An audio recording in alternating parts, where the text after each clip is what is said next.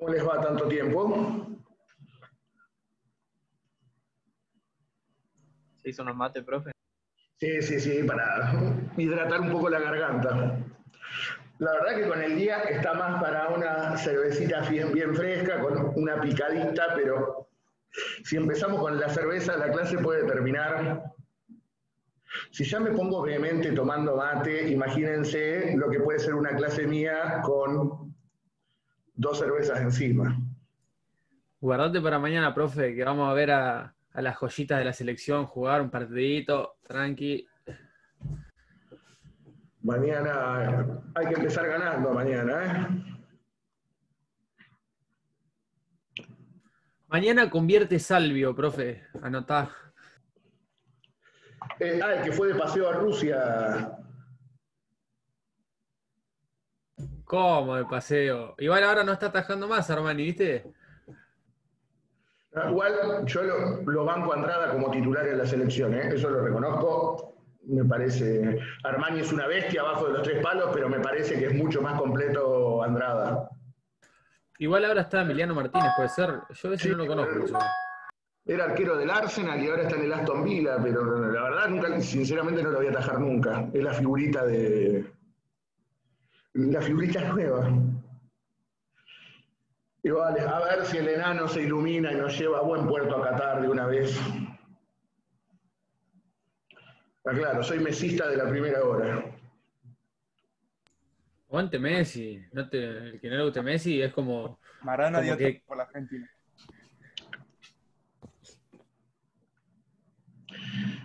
Igual, no, los que anteponen Maradona o Messi, yo banco a los dos. El Diego es lo más grande y ahora lo tenemos a Messi. ¿Qué más podemos pedir? Ahora, por favor, que nos dé un mundial. Bueno, vamos a ponernos serios de nuevo, hecho este excurso. Profe, tengo una pregunta. Sí, decime. Cuando pasa eso de que Entre Ríos reasume su soberanía política, Sí. Urquiza, que pide todas esas cosas, por ejemplo, lo de la aduana, la vuelta de la aduana y de los territorios, ¿a quién se lo pide? ¿Al gobierno? Al gobierno de Pedernera, claro. Ah, ok, listo. Y vamos a ver lo que hace Pedernera, porque claramente, sin territorio, sin fuerza y sin dinero, es imposible seguir sobrellevando el gobierno. A esto vuelvo a reiterar. ¿Sí? ¿Qué me querían preguntar? Ahora, ¿por qué? No. ¿Sí?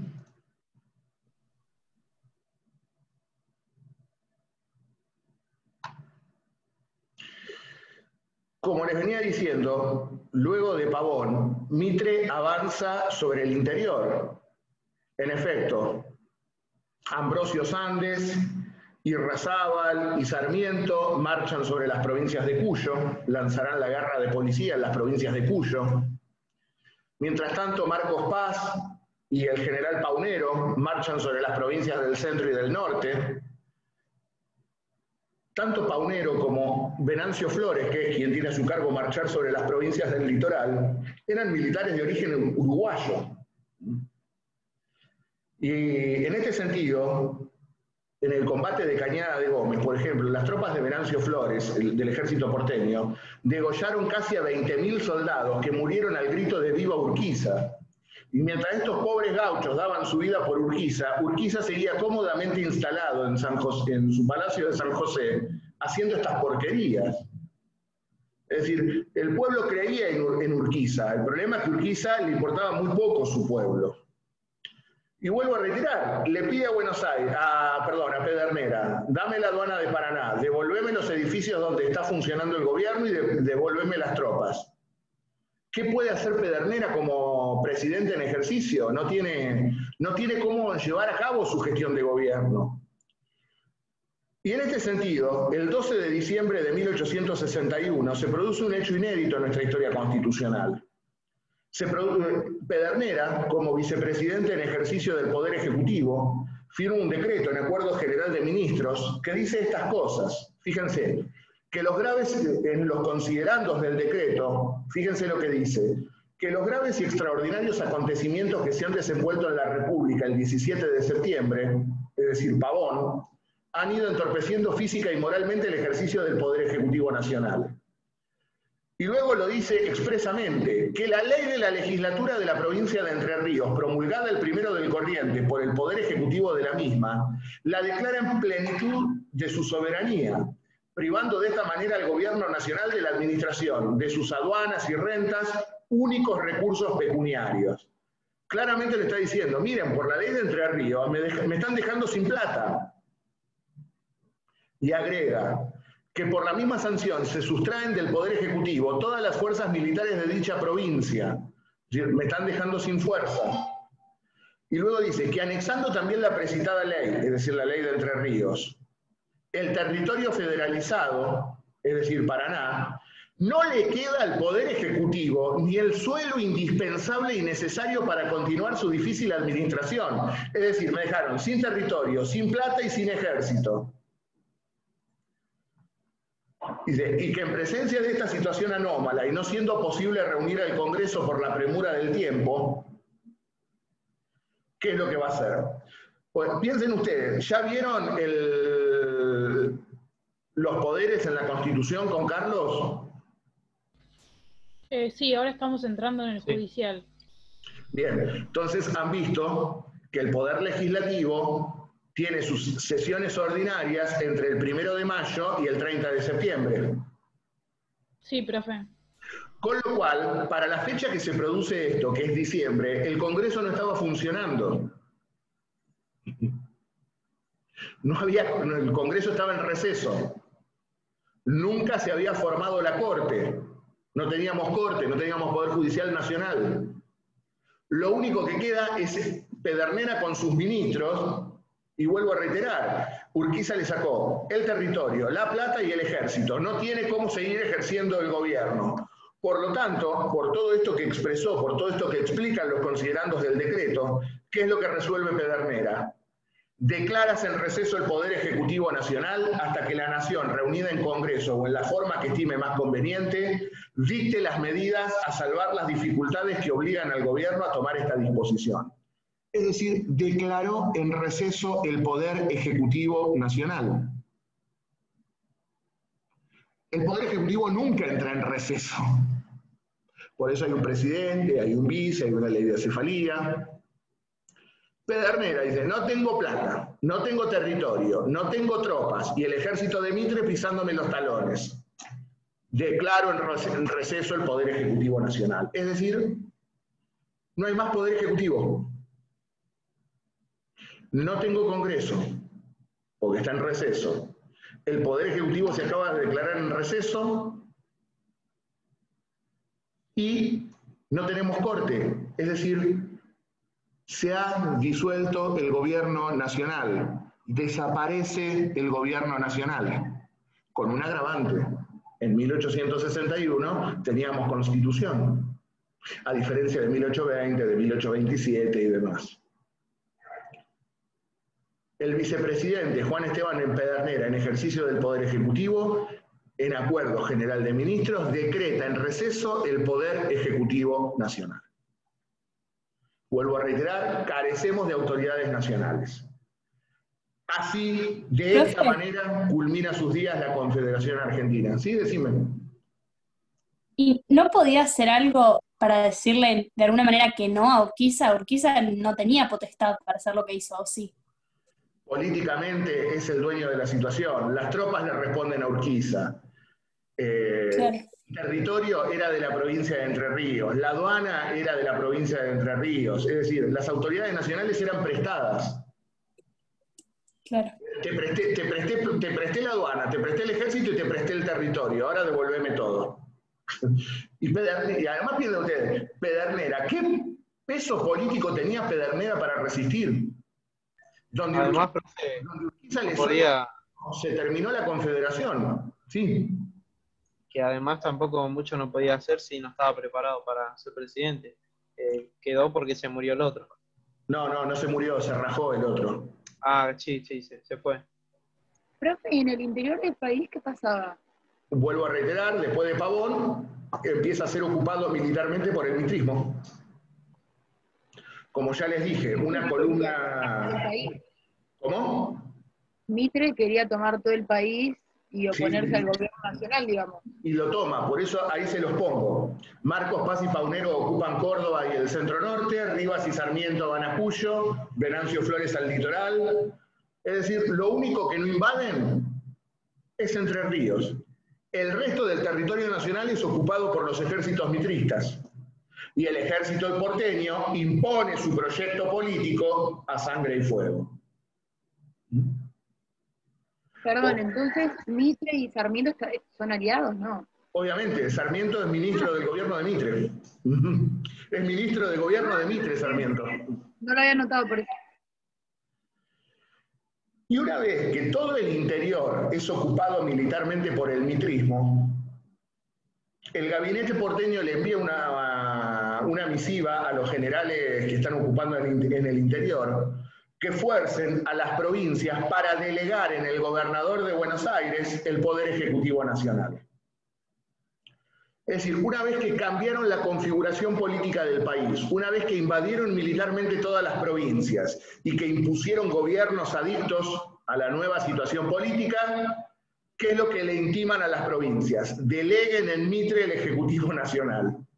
Es decir, las provincias invadidas militarmente por el mitrismo delegan en Bartolomé Mitre el ejercicio del Poder Ejecutivo Nacional. Entre diciembre de 1861 y marzo de 1862, lentamente las provincias, a través de sus legislaturas nuevas y elegidas en elecciones amañadas por la presencia del ejército porteño, obviamente, le delegan al gobernador de Buenos Aires el ejercicio del Poder Ejecutivo Nacional.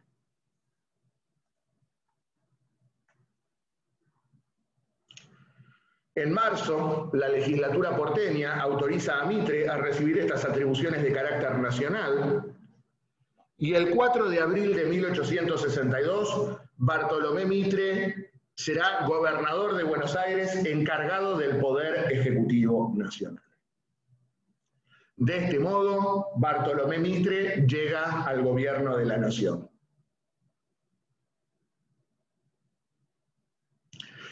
Por eso, nosotros decimos que Mitre, entre el 4 de abril de 1862, que asume por delegación de las provincias, y octubre del mismo año, cuando será ungido presidente constitucional, fue un gobernante de facto. ¿Por qué decimos que Mitre fue un gobernante de facto? Porque claramente la Constitución marca cómo debe ser elegido el Poder Ejecutivo. La Constitución establece claramente que debe convocarse a elecciones para elegir electores presidenciales y que estos electores eligen al presidente, y que si el presidente no puede ejercer su mandato, lo reemplaza el vice. Si no está el vice, el Congreso debe determinar qué funcionario ocupa la presidencia hasta que un nuevo presidente sea electo. Pues bien, Mitre no llamó a elecciones presidenciales, Mitre no lo invitó a Pedernera a que siguiera en el ejercicio de sus funciones, Mitre no aplicó acefalía alguna, directamente hizo a las provincias ocupadas militarmente por su ejército que le delegaran el Poder Ejecutivo Nacional. Por lo tanto, Mitre, entre abril de 1862 y octubre de 1862, que luego será elegido presidente constitucional, fue un gobernante de facto. ¿Por qué? Porque no fue elegido de conformidad a lo que establece el ordenamiento jurídico. Y piensen ustedes, si uno se ata a purismos legales, Pedernera formalmente nunca renunció, declaró en receso el Ejecutivo. Yo creo que lo dijo, firmo esto y me salvo mi vida, protejo mi vida. Nunca más nadie supo nada de Pedernera después de ese momento.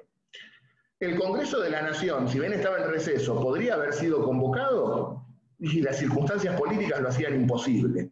Claramente habían cambiado los vientos políticos en el país, la experiencia de la Confederación Urquicista había finalizado y el proyecto político del liberalismo porteño, que responde a los intereses de su burguesía comercial vinculada al comercio exterior británico y a las finanzas británicas, impondrá su proyecto político.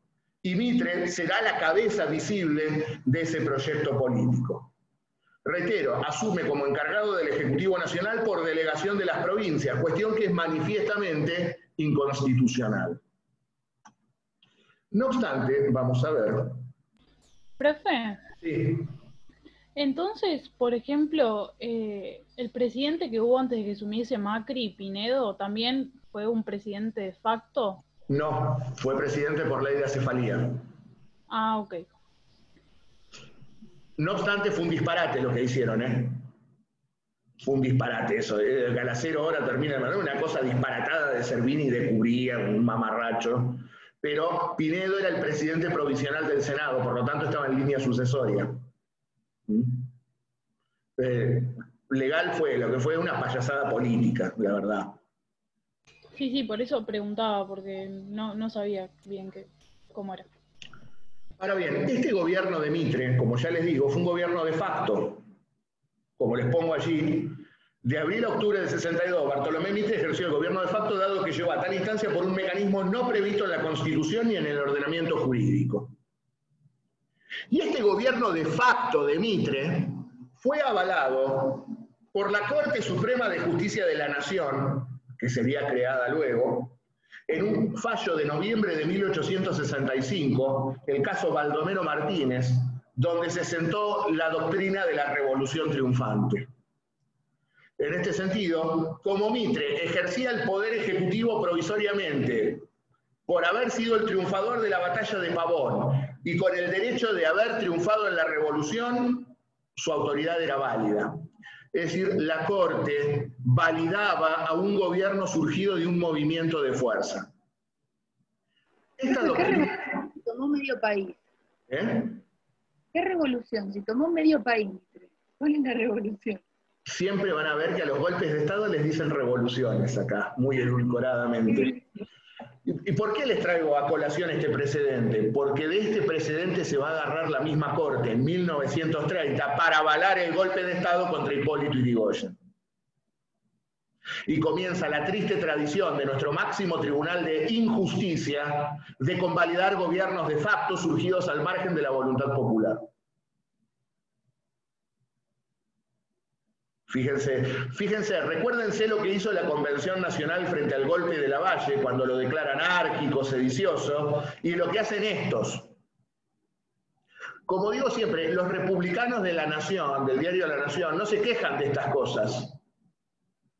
Ahora, cuando hay gobiernos populares, ven que la república está siendo violada en su honor, y los gobernantes populares son todos dictadores, y se pasan las instituciones por cualquier lado. Ahora, cuando los golpes de Estado los dan ellos, la nación no chilla. Vamos a seguir adelante con esto. Sí. Una pregunta, ¿por qué después en todos los otros golpes de Estado que estuvo Argentina no hicieron esto que hizo cuando fueron a Santa Fe y que declararon el gobierno de Lavalle como sedicioso y no lo reconocían? Qué buena pregunta, ¿eh? Muy buena pregunta. La verdad no tengo respuesta. La verdad no tengo respuesta. Porque me llama la atención, porque ya que una vez lo habían hecho, supongo que las personas que estaban en el poder habían estudiado el golpe de Lavalle, que había pasado esto, y no sé cómo no lo consideraron una opción, digo. Yo creo que en ese momento claramente las provincias estaban encolumnadas atrás de Dorrego y vieron como un crimen contra la nación el asesinato de Dorrego. En cambio, las situaciones políticas de los golpes de Estado anteriores habían llevado al sistema a una situación crítica, sobre todo en el caso de Yrigoyen y en el caso de Perón, donde claramente había una divisoria entre los que estaban con el gobierno popular y los que no. Claramente hay una minoría que se cree con derecho divino a gobernar, que cada vez que se ve desplazada del manejo del poder, recurre a todos los medios a su alcance para tratar de sacarse de encima los gobiernos populares. Y lamentablemente nuestro ejército ha sido útil a los intereses de clase, a unos intereses de clase que no son los de ella, y han sido formados en esa tradición. Y lo que es más grave aún, yo creo que hubo un grave defecto también en la formación nuestra, en la de los abogados. Porque yo no puedo admitir que gente formada en Derecho avale estas cosas. Pues después vamos a ver, por ejemplo, grandes maestros del derecho constitucional argentino siendo asesores de gobiernos de facto. ¿Cómo un constitucionalista asesorando un gobierno de facto? Si el gobierno de facto es la negación de la Constitución. Sí, pero es como cuando ponen ministros de Hacienda, gente que maneja empresas.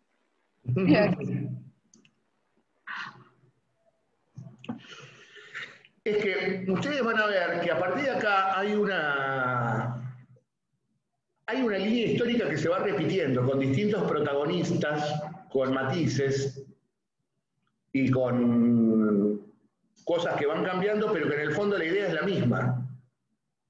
El mitrismo, luego el régimen, luego la generación del 80, y cuando irrumpe el gobierno popular de Hipólito Yrigoyen, esos sectores antipopulares y conservadores debieron recurrir a un golpe de Estado para desplazarlo y volver a las mismas políticas de Mitre y de la generación del 80.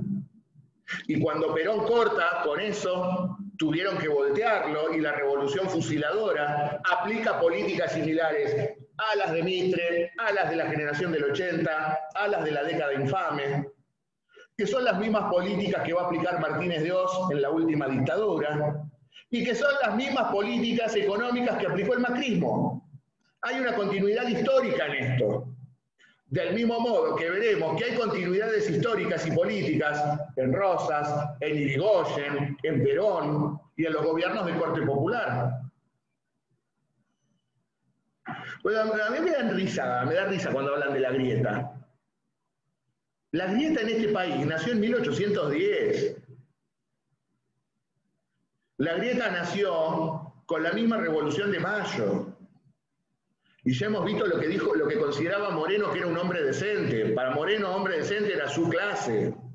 Y hemos visto cómo el primer triunvirato consideraba preferible al virrey que a los provincianos y a los pobres gobernando en la capital. En este sentido, los ciclos históricos claramente nos vuelven a poner siempre sobre la mesa, más allá de con distintos protagonistas y reitero, con matices y cuestiones propias de época, líneas históricas y económicas que siguen la misma senda. Pero además, el mitrismo, ¿qué necesitó para imponer su política económica? Ocupar militarmente el interior. Después, ¿cómo necesitaron mantenerse? Con el fraude. Cuando se terminó el fraude y vieron que con Irigoyen no podían ganar nunca más una elección, tuvieron que voltearlo y volver al fraude. Cuando vieron que a Perón no le podían ni siquiera acercársele en una elección, tuvieron que voltearlo y proscribirlo. Cuando volvió, tuvieron que darle de nuevo el golpe de Estado. Y luego se dieron cuenta de que ya los ejércitos no le eran funcionales y necesitaron otro tipo de recursos para atacar a los gobiernos constitucionales. La más perfecta síntesis se da de cómo terminan con el gobierno de Alfonsín, con un golpe de mercado. Cómo el menemismo aplica las mismas políticas de la dictadura, de la década infame. Como verán, hay ciclos corsis y recorsis de la historia que se van repitiendo. Reitero, con matices, con distintos personajes, con distintos movimientos, pero en esencia hay claramente una línea popular, federal, nacional, y claramente una línea liberal, que de liberal lo que tiene es el nombre, porque para imponer su proyecto económico necesitan hacer fuego sobre el pueblo. Lo hizo el mitrismo, lo hizo la generación del 80, lo hicieron las distintas dictaduras. Ahora, estoy proyectando demasiado hacia el siglo XX. Volviendo acá entonces, pues claro, es imposible no proyectar cuando ya acá la Corte estaba avalando un golpe de Estado o esta sublevación de Buenos Aires. Entonces, esto tiene que quedar claro.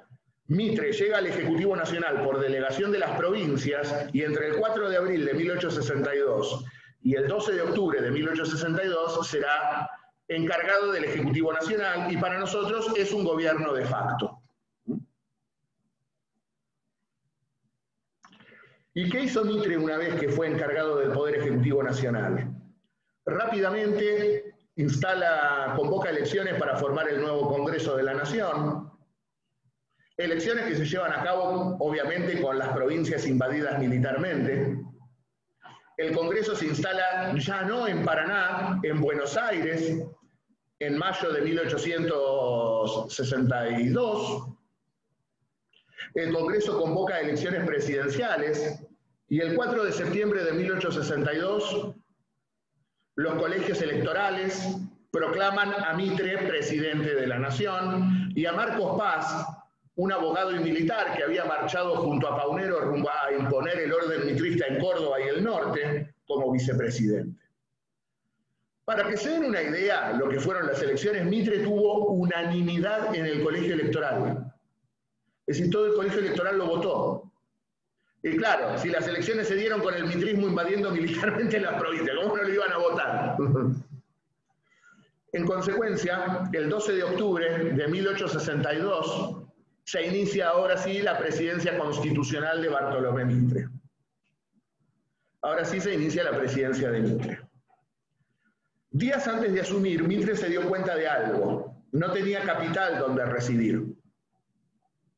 Pues piensen ustedes, Paraná ya no era más la capital, Urquiza había pedido que se la devolvieran, la Constitución ya no establecía, van a ver que la reforma del 60 no establece cuál es la capital, establece un procedimiento para fijarla, pero no dice dónde está la capital. Por lo tanto, no tenía dónde residir Mitre.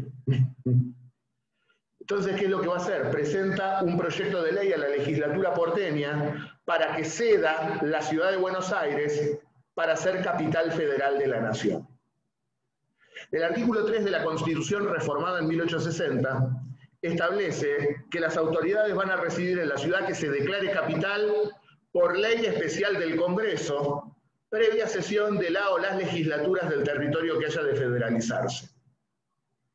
Así que para establecer la capital tenemos un acto complejo.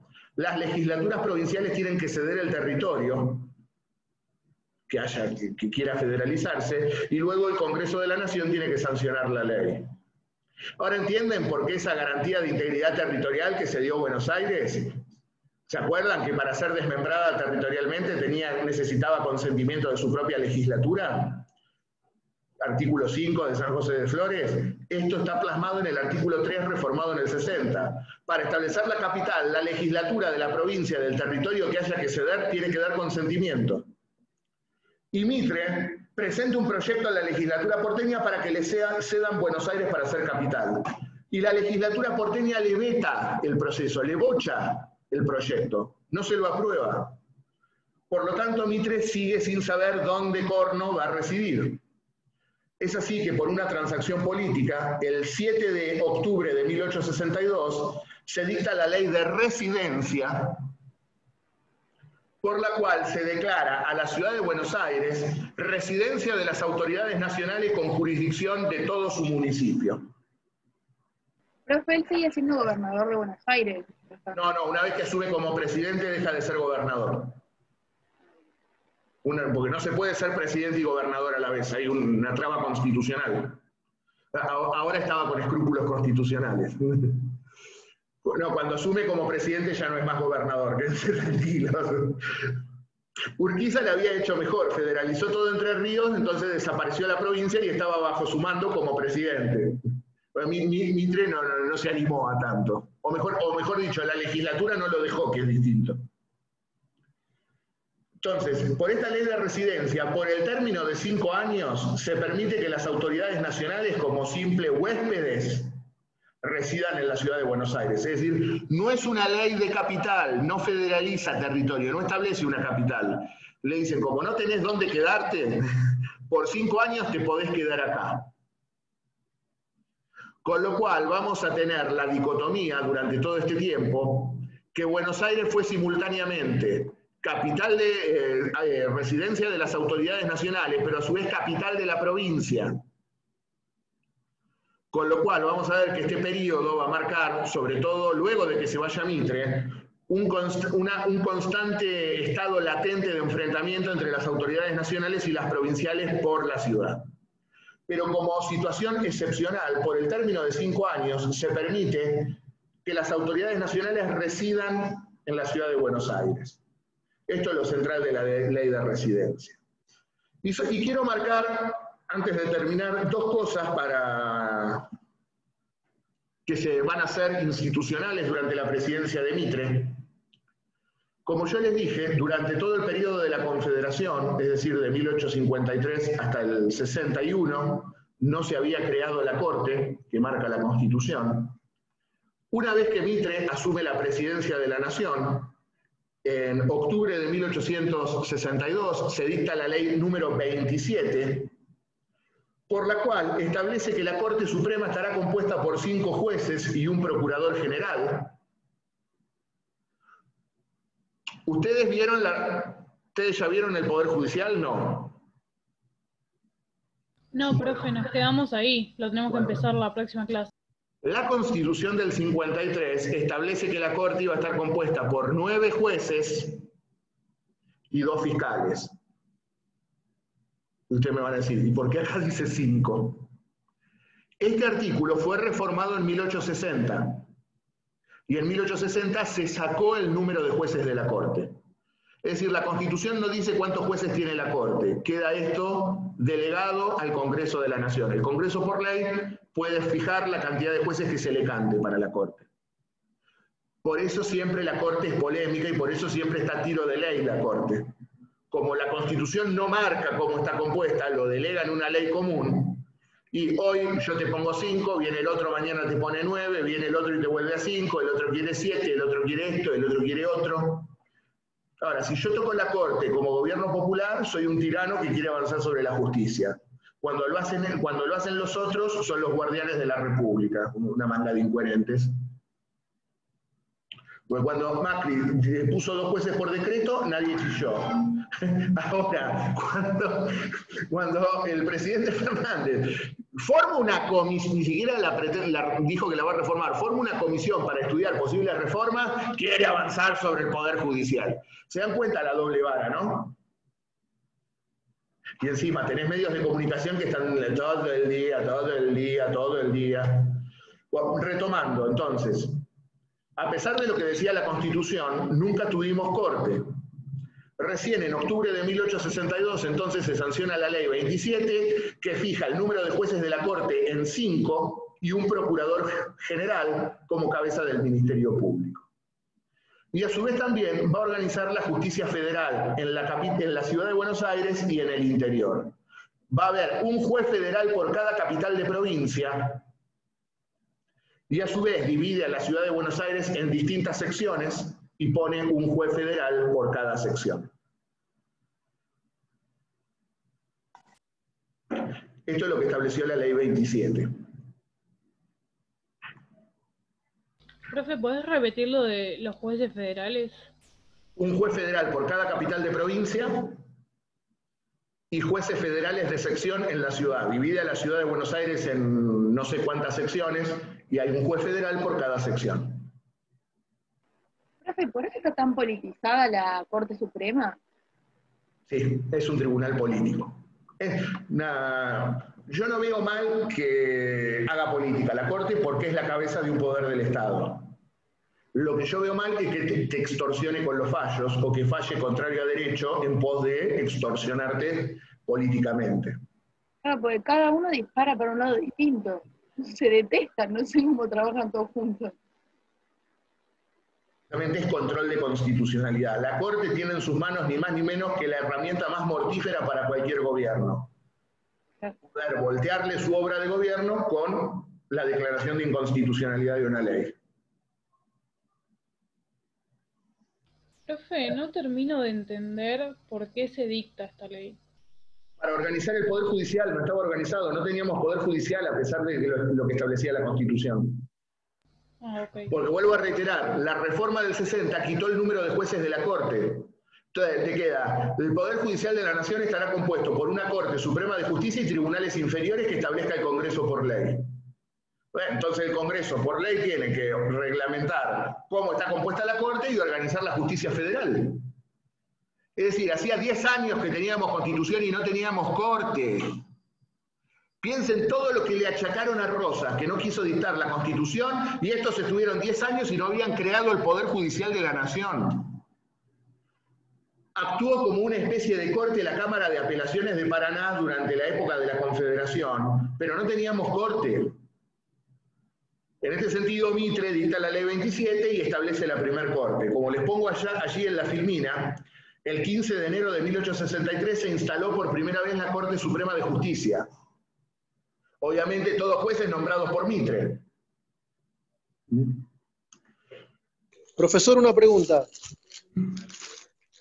¿Cuál es la Corte entonces Suprema que avala el golpe? Si no existía hasta ese momento. Bien, gracias. 1865. Bien, bárbaro. Ya era abstracta la cuestión. Bien, y esta fue la primer corte. Salvador María del Carril, el que había sido vice de Urquiza, instigador del asesinato de Rivera, juez de la Corte. Juez de la Corte. Ustedes se dan cuenta lo que es este país, ¿no? Barros Pasos, Valentín Alsina, que no aceptó, Francisco Delgado y Santiago de las Carreras. Esos fueron los primeros jueces, a los cuales luego se sumaría José Benjamín Gorostiaga. Y Francisco Pico, el primer procurador. Esto para ilustrar, que vean lo que fue la primera corte, no les voy a preguntar cómo estaba integrada, ni se les ocurra. Y por último, dicta en octubre de 1863 la Ley 48, que reglamenta el procedimiento para llegar a la Corte.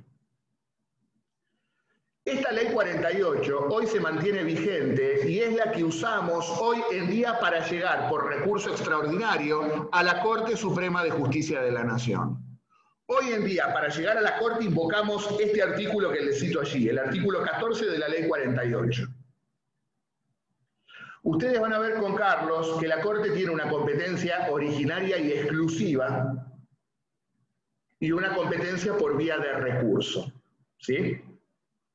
La Ley 48 lo que regula es esa competencia por vía de recurso.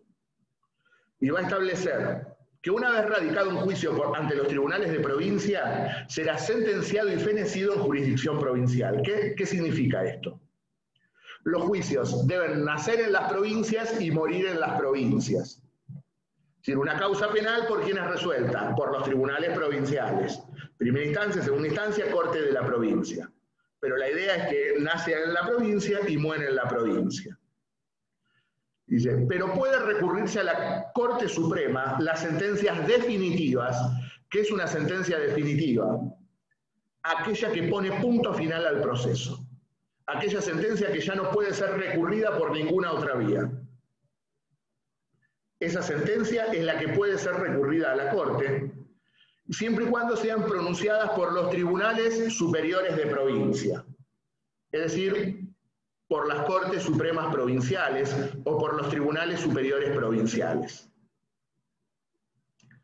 Y para poder recurrir a la Corte Suprema de Justicia, para poder recurrir una sentencia definitiva emanada de un Supremo Tribunal Provincial, tengo que tener una cuestión federal. ¿Y cuándo tengo una cuestión federal? Cuando está en juego la interpretación del bloque de constitucionalidad. Es decir, lo que ustedes han visto en el artículo 31. Causas que versen sobre puntos regidos por la Constitución Nacional, leyes que en su consecuencia se dicten por el Congreso y los tratados con las potencias extranjeras. Cuando esté en juego la interpretación de la Constitución, de una ley federal o de un tratado, podemos llegar por recurso extraordinario a la Corte Suprema de Justicia de la Nación.